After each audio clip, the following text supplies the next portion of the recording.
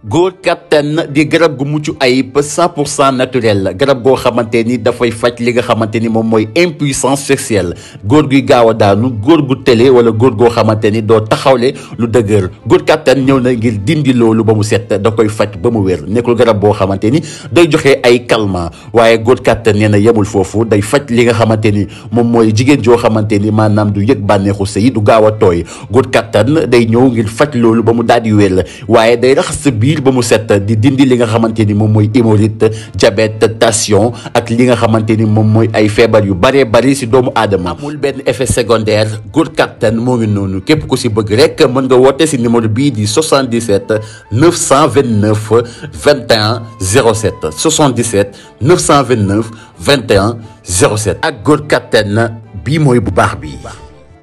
bonsoir chers amis internet yéen mi safoo ñu seetaan fii si Actubuzz TV mbégte la ñuy am contentement kon nuñ koy defee saa su nekk tey nag ma seet si ndaanaan koo xamante kenn dootu ko présenté fii si suñu réew ñu gën ko xamee si turu Horatio du ma def rek lu du bàyyi ko mu nuyoo bu paree nag ñu dugg ci waxtaan bi Horatio maa ngi lay nuyu. maaleykum salaam maa ngi lay nuyu Ramata di nuyu bu baax ñi nga xam ne ñoo ñuy seetaan waa Actubuzz ñoo ngay sama jigéen Ramatulaay di jàmbaaru jigéen nangoo liggéey may nuyu sénégalais yëpp ñi nga xam ñoo ñuy seetaan di leen ziare di leen ñaanal jàmm j'espère que ñëpp nga si jàmm ndax ñun ñoo ngi si jàmm ndax di jox nit ñi jàmm du la tax am jàmm maanaam du tax ñëpp am jàmm waaye dina tax yow nga am jàmm waaw yéen ñëpp jàmm moom taxuta ñëpp am jàmm mais dina tax yow nga am jàmm la ñuy am di bokk ak yow tey li nga xamante moom mooy émission bi tey nag ñu fas yéene waxtaane Horatio nekkoon nga TFM ñu gënoon laa ràññee fi nga xamante ne ni moom mooy Kouthia Show jékki-jékki gisaatuñ la fa lan moo waral loolu. waaw da ngay commencé ci commencement bi sax da nga naan ma nekkoon nga Pikini production parce que foofu laa nekkoon di def table yaa ngoone yaakaar naa mooy émission bi taxoon sénégalais yu bëri xam ma boo nee table yaa ngoone rek sénégalais yi xam nañ émission boobu ma ko daan def ànd ci ak sama jigéen Sonia mu nekkoon émission bu neex émission publicitaire yàlla def bu ñu daan fekk boutique bu ndaw bu ñu ci duggee rek bu ñu ci defee publicité ba pare boutique bi day daal nekk ba tey jii nii bëri na boutique yoo xam ne tey yaa ngi leen dégg fu nekk fu ci mel ne ay sant yàlla boutique dañ fa daan dugg daanaka ñu maag Soña ak Maysa ak Aada sax bu ñu fa duggaa duñ fa xaj ndax boutique bi dafa daan daw ba tey jii macha allah mi ngi ci ay 3 ba 4 boutique ku ci mel ni Fallou Kol aussi bu ñu fa daan dem HLM mu nekkoon benn boutique ba léegi nii macha allah nekk na fu bari ak ñeneen ak ñeneen ak ñeneen ak ñeneen donc table yaa ngoone laa njëkkee am ci fierté nag liggéey ci am solo jóge fa nag jóge moo fa sax mais nekk naa fa nekkandoo ak Kouthia Show boole ñaar yëpp cumulé ko ba ni ma jógee Kouthia Show ba ñëw RTS. mais aussi parce que yaa ngi koy wax mais ñu gis ni table yaa ngoone nekkoon na émission boo xamante ne ni ñu bëri dañ ko doon yàkkamte ba si man mii sax naam dama ko doon seetaan mais tey lan moo waral nga jékki-jékki ne damay quitter à la TFM dem si beneen télé. waaw xam nga nit moom bu fekkee da ngaa nekk homme de défi nekk koo xam da ngaa gëm ne chaque jour mën ngaa teg benn jéego bu sut bi nga tegoon noonu lay demee ndax dañ naan nit day gëm boppam mais nit du gëm boppam nit yàlla lay gëm. ba pare wóolu ko mais nit day am jom nit mënul gëm boppam quoi day am jom rek xam nga ba pare bàyyi lépp si loxo yàlla parce que yàlla moom mooy sàmm jaamam ñu nekk ci kër gi nag wax dëgg yàlla mu nekk kër gu yaatu goo xam ne jox nañu possibilité yëpp ba tax na tey àdduna gën ñoo ràññee mais TFM balaa ma fay nekk Pikini production laa jëkk a nekk ñuy diffuser TFM mu nekk suñu diffuseur après si laa doog a dem Kouthia Show nag. mais tey lan moo la poussé nga ne da ngay accumuler ñaar yi. di boole table yaa ngoone di boole wàll aussi Kouthia Show. waaw parce que Kouthia Show Kouthia mu ma soxla woon bëggoon ma jàppale ko ci wàllu liggéey bi ma ànd ci ak moom di ko jàppale xam nga ñuy liggéey boo fekkee na xam nañ ma ba pare parce que table yaa ngoone ku ko def 2 ans doog a ñëw Kouthia Show kon xam nañ la ba pare mais man aussi ma ñëw jàppale ko en tant que son frère ñu wàllu liggéey bi ci mise en scène bi direction artistique bi parce que comme jaar naa si théâtre jaar ci père Malick Ndiaye fara cal mu formé ma man tam ma formé ñeneen boo xoolee troupe doomi réew mi bi ñu démarré ak ñoom Yoro ma koy nuyu de passage yoroon nandite pour nandite ci ñun la démarré ku ci mel ni ñànku sama frère aussi moom it ñu daan dem di ko jàppale ci wàllu liggéey bi kon jaar naa si théâtre mise en scène miin naa ko direction artistique miin naa ko looloo waral ma mën a boole ñaari émission yooyu di def table yaa ngoone def Kouthia Show te yàqaluma dara parce que contrat bi ma amoon maa ngi ko amoon ak Pikini production mais malgré tout amoon naa cachet fi nga xam ne mooy TFM. ok moom mooy TFM mais tey le pourquoi nga ne da ngay bàyyi. li nga xamante ne ni moom mooy Kouthia Show tey da ngaa jote ak Kouthia parce que comme ñenn ñi ñoom nuñ koy waxee nee nañu Kouthia tey moom boo nekkee di liggéey ak moom du bëgg ngay liggéey ak keneen. waaw loolu xam nga souvent nit ñi interprétation la Kouthia yàlla dafa dogal ne maa ngi moom ñu ànd bu rafet ma jox ko cëru grand frère mu jox ma cëru petit frère ñu ànd liggéey boo xam ne Sénégal gépp gis nañ ko souvent bu nit di wax sax dama naan la rendez-vous YouTube ndax boo demee YouTube rek boo tapé Kouthia Show 2016 wala 2015 da ngay gis œuvre yi ñu fa def wala 2017 maa ngi moom def nañ liggéey bu bari ci paysage médiatique mu apporter ma lu bari nag ñu bari am na lu ñu xamoon ci man muy Horatio l'expert mais à travers Kouthia Show xam nañ ay personnages yu différents ci man parce que dañ naan l'artiste n'est artiste qu'à la condition d'être double et de ignorer aucun phénomène de sa double nature donc fexe naa ba génne ay facettes yu bari sama bopp ba nit ñi bari xam loolu Kouthia moom daf ko joué ci sama carrière ma ko ciy sant di ko ci gërëm bu baax a baax ànd boo gis nag day toll foo xam ne bu waxtu ba jotee day jeex waaye man Kouthia musuma xuloo ak moom musuma xeex ak moom waaye dem naa ba gis ne war naa weesu fii ma nekk ma ne xaama dem seeti leneen te bi may demit tàggu naa ko nee naa ko maa ngi dem seeti leneen wax dëgg yàlla mu nangul ma ko it waaw ba léegi nii dañuy déggante ma ak moom musuñu toog une semaine yoo xam ne jëluma sama téléphone woo Kouthia laaj ko ci loo nekk moom mën na koo seede 2018 nag laa ko gëj a gis ci bët mais amul bis bu yàlla sàkk semaine bu ma jëlu sama téléphone woo ko ndax kóllëre ginnaaw lay féete te nit sama mag la sama grand la sama xarit la waaw. mais tey bi nga déggee coowal ki nga xamante ne ni moom mooy Kouthia ak Amina Poté ba ay audio jot fee am tey yow parce que yaa ngi koy wax nga ne sa mag la est-ce que woo nga ko wala tamit yow da nga toog rek si sa côté naan mbir mi dama ciy maandu duma ci wax. non loolu bu amee sa nit bu fekkee dafa nekk si ay jafe-jafe wala nga dégg dafa am problème da nga koy woo jël naa sama téléphone woo ko ma ko woowee 2 fois jotuma ko si après le soir la moom moo woo sax ma woo ma masawu ko ne ko grand dégg naa affaire yi maa ngi lay masawu bu baax àdduna moom nii la ay nattu la rek yàlla mooy def ay nattu dal ci kaw nit mais yàlla na ko yàlla may xolu muñ ko parce que nit tamit bu nekkee ci ay jafe-jafe da ngay fexe nu mu si génnee mais doo fexe noo ko ci gën a dugalee parce que yàqalante amul njariñ te su ma toogoon fii mën naa toog fii wax ci Kouthia lu ma neex wax ci moom lu bon wax ci moom lu ñaaw dañ koy partagé rek si di ma wër ku nekk naan dama bëgg def interview Horatio pour may sama bopp buzz amul njariñ baal ma waxal ko lu baax rek parce que lu baax loolu moo ko jik dañ ne fépp foo xam ne nii waxal nañ la fa lu bon te demoo fa sa noonu moo fa jiitu waxal la ko mais fépp fu ñu la waxal lu baax te mosoo faa teg sa tànk sa soppe moo fa jiitu moo tax man saa su nekk lu baax rek lay bëgg di wax si nit même boo ma defee loo xam ne neexuma dama koy muñ ndax àdduna ak loolu ñoo ànd. mais ñu gis ne aussi bi nga quitté fi nga xamante ne moom mooy TFM dangaa jékki-jékki def raar kenn déggatu la fenn kenn gisatu la fenn ñu koy rek un beau jour gis la fi nga xamante ne ni moom mooy RTS tey lan moo tax nga choisir RTS tout en sachant que amaat na yeneen télé yoo xamante ne ñu ngi la doon woo. waaw parce que tout simplement damaa jàpp ne défi la bu moo relever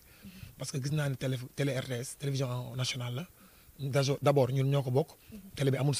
santul Cissé santul Ngom santul Faye santul dara national la sant dañ naan télévision nationale ma ne man am na lu ma yàlla may te gis naa ne télé bi dina ko soxla bien vrai que RTS côté divertissement lu bëri am na ci foo xam ne fa la ñuy yem parce que du ñu egg fenn fi parce que nag télévision la boo xam ne lu bëri seen programme dañ ko structuré ba lu bëri doo leen ci dégg doo leen ci gis mais malgré tout dañuy offrir seen public li ñu soxla ma ne man comme artiste comédien te gisuma benn artiste comédien boo xam ne dem na liggéey RTS certes dañ leen soxla nag ci ay production def ay kii mais artiste comédien bu am émission RTS fàttaliku ma ko peut-être mësoon na am mais ma fàtte ko ma ne xaaral ma jéem a proposer sama bopp ci la imposer sama bopp ba tey jii ma am fi ay émission yu bëri macha allah direction générale bi jàppale ma directeur général de la RTS monsieur Racine Talla ma koy gërëm bu baax mu nekk sunu magu banlieue nekk maire Wakhinane Nimzatt ma koy gërëm mu nekk tamit ku ñu jàppale ku ñu fullaal nag ku ñu fay daal parce que mën ngay liggéey ak nit te du la fullaal du lu bàyyi xel sax mais ku ñu fullaal la ku ñu bàyyi xel la ak directeur de la télévision Daxaba aussi jàppale ñu bu baax a baax ak ñi nga xam ne ñoom la àndal ñëpp muy direction télé bi yëpp ak personnel bi vraiment fii daal on se sent bien chez soi. mais tey aussi Horatio est-ce que nekkul woon ni tamit temps d'antenne bi nga tey bi nga soxla woon ñoom la waa TFM joxul woon ba tax na nga ne léegi naa dem xoolu ji RTS 1 parce que xëy na foofu tey bu ma fa demee mun naa fa am li nga xamante moom mooy temps d'antenne bi ma soxla. waaw xam nga RTS 1 dafa saturé ñoom amuñu jot amuñu temps soo fa amee temps d'antenne rek am nga lu rëy parce que télévision la boo xam ne ci l'essentiel rek lay dox parce que dañ leen a xamee information xamee leen débat xamee leen culture xamee leen société xamee leen sport ak yeneen mais man li ma soxla woon mooy prouver ñëw fekk foo xamante ne bii sama moroomu artiste defagu fa dara man ma ñëw samp fa dara ba ñeneen mën cee ñëw tey gis nga académie du rire maa ngi invité ay artistes ñu ñëw te d'abord man rek maa daan ñëw di wax souvent sax ñeen nañ yi RTS est-ce que nañ nangu lii est-ce que nañ nangu lee Horatio di wane boppam dans le respect di ko wane ci yar di ko wane ci teggin di ko wane tamit ci xam li nga xam ne mooy ligne éditoriale kër gi ak ni Sénégal configuré woo nga xam ne diine dafa am benn doole tarixa am fi benn doole cosaan am fi doole aada am fi doole xeet ak waaso am fi doole maanaam mu nekk ay affaires yoo xam ne ay sensibilité yoo xam ne ni boo ko maîtriser wul waroo ci aventuré wu bañ na ko bon humour bi may def ak animation may def du ma dugg sujet bu ma maîtriser wul du ma dugg ci politique di ci réer parce que aw ma ci xam-xam bu bari du ma dugg ci diine di ci réer aw ma ci xam-xam bu bari du ma dugg ci ay waaso ay tarixa du ma ci xam lu bari dama ma maîtriser muy mbedd mi nga xam ne maa ngi ci guddeeg bëccëg ak ñi may jànkonteel li ñuy dund mën naa ciy waxtaan di ci génn kaf di ci génn ree te du ma gaañ kenn ndax Sénégal benn dëkk la te kenn mënu koo xaaj. mais gis nañu aussi am nga fi ay émission lu ci mel ni Académie du Rire mais amaale nga aussi rétro yi loolu nag daa marqué woon tamit nit ñi parce que nee nañu tey le pourquoi Horatio déclate encore rétro yi parce que ñu koy teg bëriwul tey yow foo jëlee inspiration boobu ba nga ne lii dama koy proposer tey waa RTS ba ñoom ñu nangu ko. waaw rétro yi moom RTS daf ko doon def daf daan def clip di enchaîner clip bu jeex mu teg beneen mais ñoom seen biir ñoo toog xalaat ci ak waa directeur des programmes directeur de la télévision Daxaba ñu xalaat ne pourquoi pas ñu def ci animateur ci lañ ci waxtaan ñoom seen biir proposé ma ko ne ma am nañ benn émission bu ñu bëgg nga animé ko nangam ak nangam mu nekk émission boo xam damaa ñëw nag sentir ko parce que dama daan yàgg suivre musique bu may gën nekk xale bàyyi ci xel am lu ma ci xam tamit am ay notes yu ma jàpp xam nga am dégg tamit boole ci bien vrai que géer laa mais géer gu dégg laa ndax dama amoon ñetti maire benn maire géwél benn maire lawbe ak benn meeru ñeeño ñuy xëccoo naan ñoom ku ne naan sama morom maa koy nàmpal bi may nàmpal ñoom ñëpp di ma nàmpalandoo soo mi tuuru sama kaw man naan xamatuma ban soo laaj naan moo tax du ma ne géwél laa du ma ne ñeeño laa du ma ne lawbe laa géer laa waaye dañ maa nàmpal ci soowum géwél ak géer ak lawbe ak ñeeño looloo tax xëy na mu mel ni mu mel. mais tey Horatio bi ngay ñëw RTS nit la fi indi wala yu yaa xëy rek déposé fi say dossier parce que souvent da ngay dégg nit ñi naan RTS de pour nga déposé fa tey bu fekkente ne amoo fa baralon mënoo fa liggéey. non baralon andi ma fi télé bi aw ma fi papa aw ma fi yaay sama papa mosu fee liggéey aw ma fi nijaay aw ma fi mbokk ñi fi xam suñu kër sax bariwul ay nit yu néew la kon xam nga ne aw ma fi mbokk mais liggéey moom fi indi dafa am lu nekk ci man ñu soxla ko di ko génne di ko wane xam nañ ne am na lu ma mën ñu ne pourquoi pas ñu mettre ko devant de la scène mu wane boppam parce que fii RTS ku mënul doo fi xëy parce que yàlla même nettoyer sax bu nettoyer bi setul doo fi xëyaat parce que télévision bu responsable la dañ naan la waa république bi yëpp toute la république te regarde son excellence monsieur le chef de l'état Macky Sall day seetaan télé bi soxnaam Adjaratou Marème Faye Sall première dame day seetaan télé bi directeur général Racine Talla da koy seetaan les gouverneurs les procureurs les ambassadeurs les commissaires bépp autorité day seetaan RTS donc lu fiy jàll dañ koy filtrer lu ñu censuré de dañuy filtrer voilà. d'accord mais aussi tey boo amoon lu ñuy wax sa diggante yow ak artistes yi lan la parce que saa yi boo leen woowee dañuy bàyyi seen yitte yëpp ñëw lu ci mel ni mooy sa émission bi nga doon def fii ni sànq muy Académie du Rire ñu fekk fi nag ay ndaanaan yu mag a mag parce que ñoom tey mën naa ne nekkuñu ay como. dëgg la waaw tey ma invité nag suñu émission bi macha allah ñoom Jibi Sey ñoom Dani Mouton général Kayré Yaya artiste comédien ak ki nga xamante ne bii mooy artistes yu mag yi. ñu invité la ñëpp ñu ñëw ci kër gi parce que xam nañ ne RTS kër gu mag la koo ci woo day ñëw waaye Horatio mi leen wooyu xam nañ ne seen soppe la parce que man avant may suivre avant may bëgg li may def ñoom li ñuy def d'abord laa gën a bëgg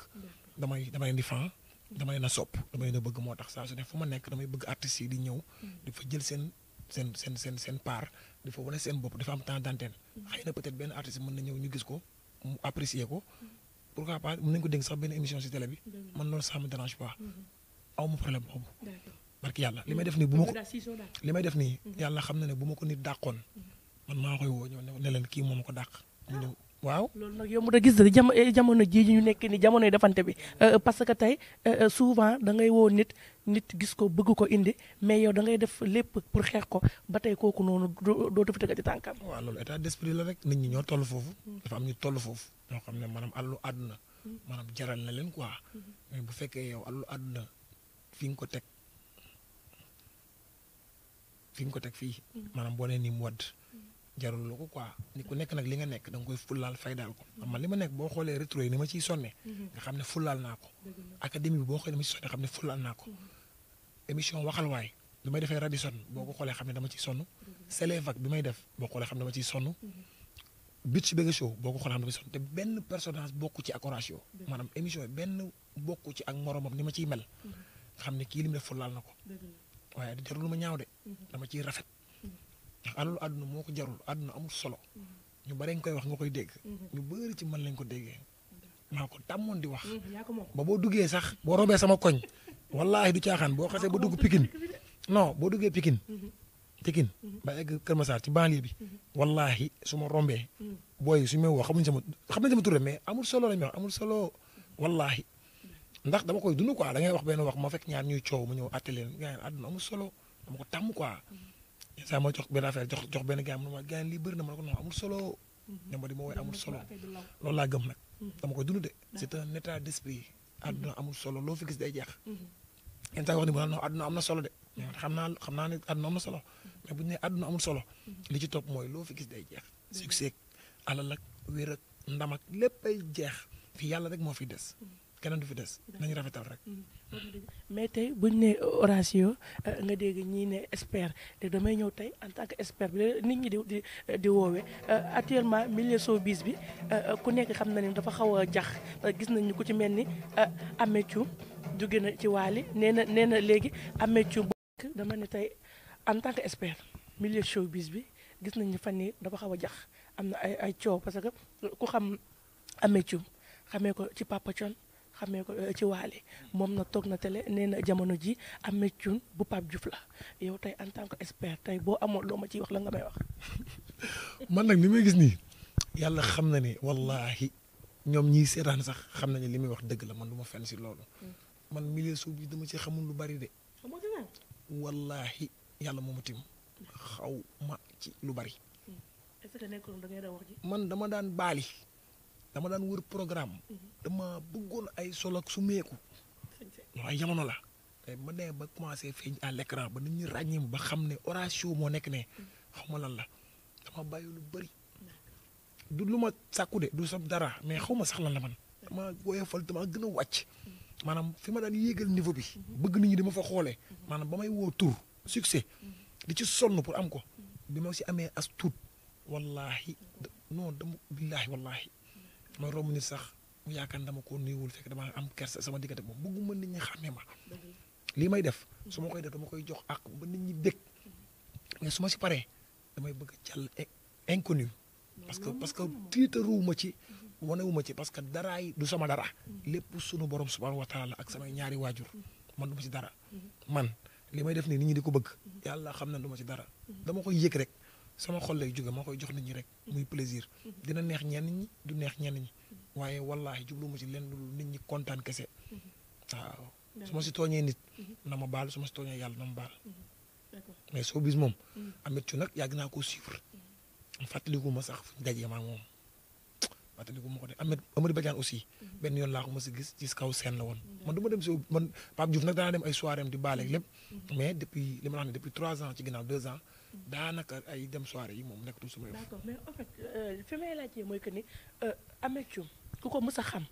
ko ak Papa Thione et Papa Thione demee tamit ba commencé waa ngi tamit wéy dañ koo xam ak ki nga xamante moom mooy Wally Ballago Seck mais moom moo toog plateau 2S ne jamono jii nekkatul Ameth Thiou bu Wally mais Ameth Thiou bu Pape Diouf la léegi nag yow foofu boo fa amee kàddu goo si sànni lan lay doon ndax war na wala warul. yow mës ngaa gis jigéen boo xam ne madame Cissé lañ koy wax madame Cissé. madame Cissé mu koy tiitaroo madame Cissé daf ko ci ay kayitam ak ay léppam mu tàqalikoo ak monsieur Cissé dem sëy ak monsieur Ndiaye. waaw mais loolu sëy la ñu koy woowee madame Ndiaye. waaw mais loolu sëy la ànd yëpp noonu la ki nga mën a àndal da ngay ànd ak moom ci bi ngeen mënee ànd su ngeen demee bu mëntool leen ànd da ngay bàyyante ak moom ndànk dem ànd ak keneen man jàpp naa ne Ameth Thiou moo Wally Seck saaganteeguñu ndey dóoranteeguñu xasanteeguñu te xeexaguñ ci mbedd kon koo mu ne problème am na foofu peut-être ñàkk a déggoo wala malentendu mën naa am seen diggante waaye olof Njaay nee na réeroo amul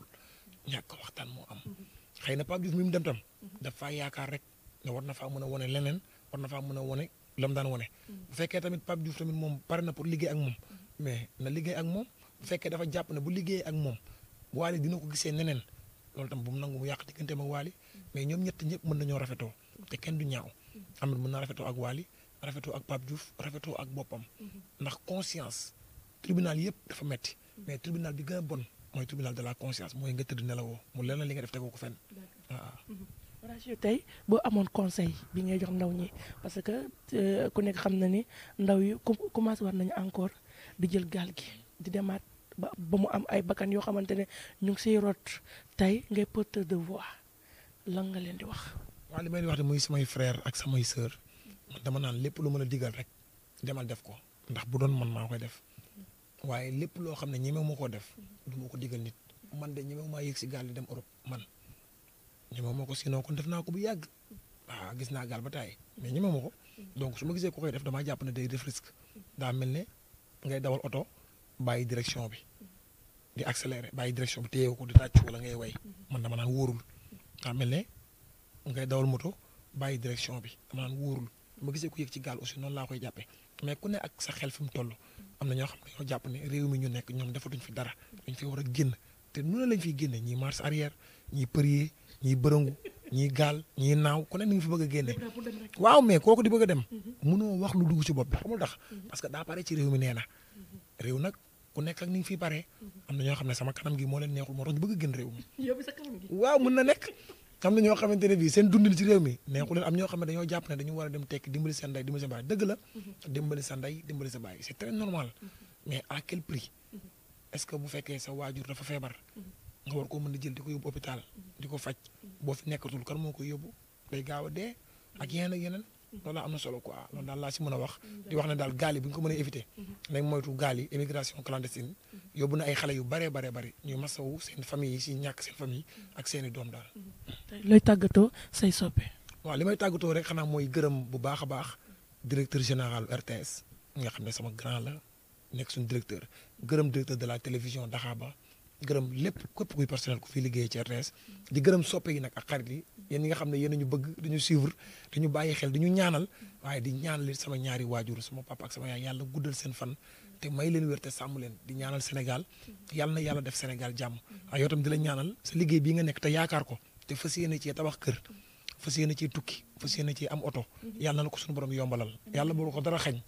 jigéen ju baax nga jigéen ju yiw nga xale bu nangoo liggéey nga yàlla na yàlla jàppale la ba ñu lay gis ci yeneen ak yeneen seen chaîne bi aussi yàlla yëkkati ko ba li Actubuzz li ngeen bëgg ci ay abonné yàlla yokkal leen ko may leen ko ngeen dem ba am ay 5 millions d'abonnés wala 6 wala 10 sa caméraman bii nag Babacar xam ne moom ku baax la Babacar maa ngi koy ñaanal bu baax ci barke turandoom yàlla na ko yàlla sàmm defal ko jàmm gis nañ logistique bi ngeen indi parce que mën na ngeen a ñëw rek gàddu benn micro kese mais da ngeen a ñëw indi seen matériel indi seen lumière indi seen son ku leen xool xam ne télé ngeen waaw yéen bokkoo leen ak ñi nga xam ne dañuy yor as caméra soo xam ne xëy na ci biir poos da ngeen ñëw indi matériel indi lépp